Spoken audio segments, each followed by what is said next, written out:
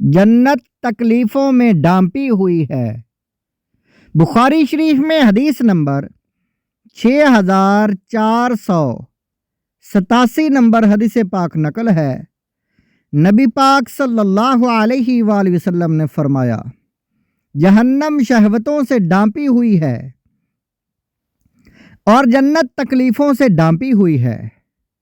محترم حضرات، معلوم ہوا کہ دنیا میں مصیبتیں اور تکلیف اٹھانے کے بعد جنت جیسی نعمت نصیب ہوتی ہے۔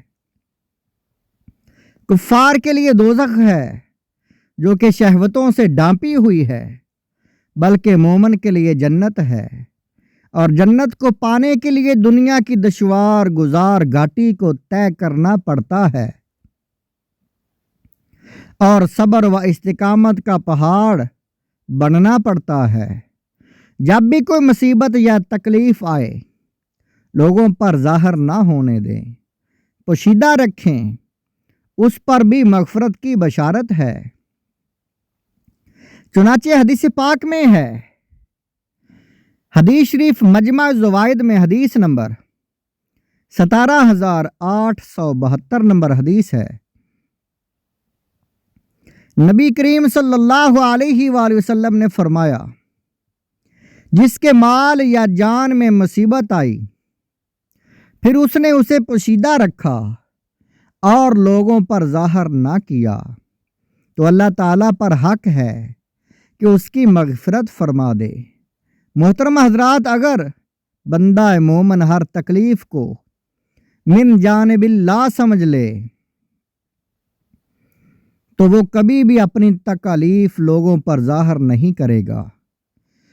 اس بات کو حضرت رابعہ بصری نے بڑے عمدہ انداز میں سمجھایا۔ حضرت رابعہ بصری اور سر پر پٹی باندھنے والا شخص، مشہور ولیہ حضرت رابعہ بصری رحمۃ اللہ علیہ کی خدمت میں ایک شخص سر پر پٹی باندھے حاضر ہوا۔ آپ نے اس شخص سے پوچھا، تو نے سر پر پٹی کیوں باندھی ہے؟ اس نے کہا، میرے سر میں درد ہے، اس لیے سر پر پٹی باندھی ہے۔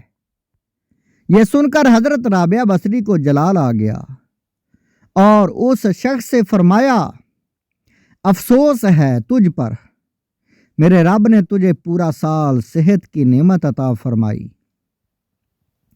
کیا ایک دن بھی سر پر پٹی باندھ کر لوگوں سے کہا کہ میرے رب نے مجھے صحت کی دولت عطا فرمائی ہے؟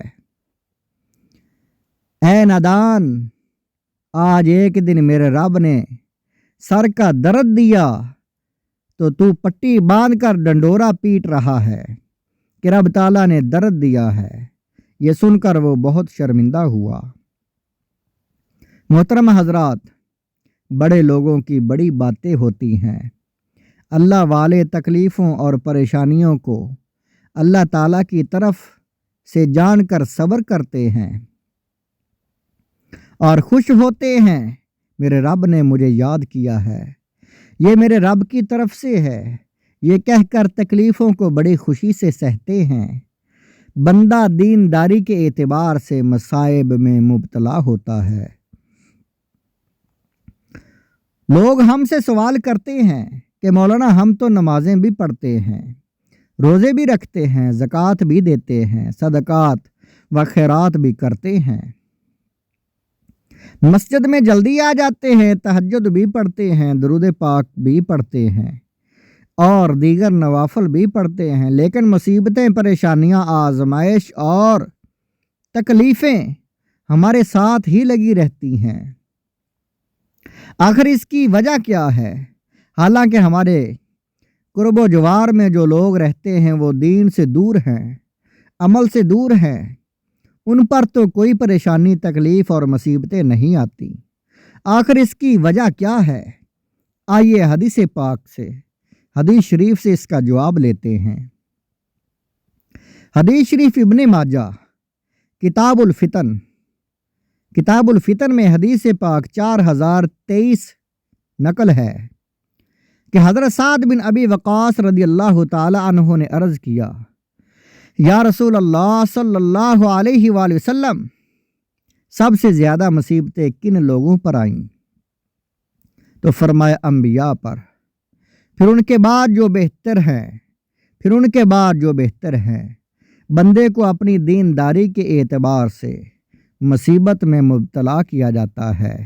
اگر وہ دین میں سخت ہوتا ہے تو اس کی آزمائش بھی سخت ہوتی ہے، اور اگر وہ اپنے دین میں کمزور ہوتا ہے تو اللہ تعالیٰ اس کی دینداری کے مطابق اسے آزماتا ہے۔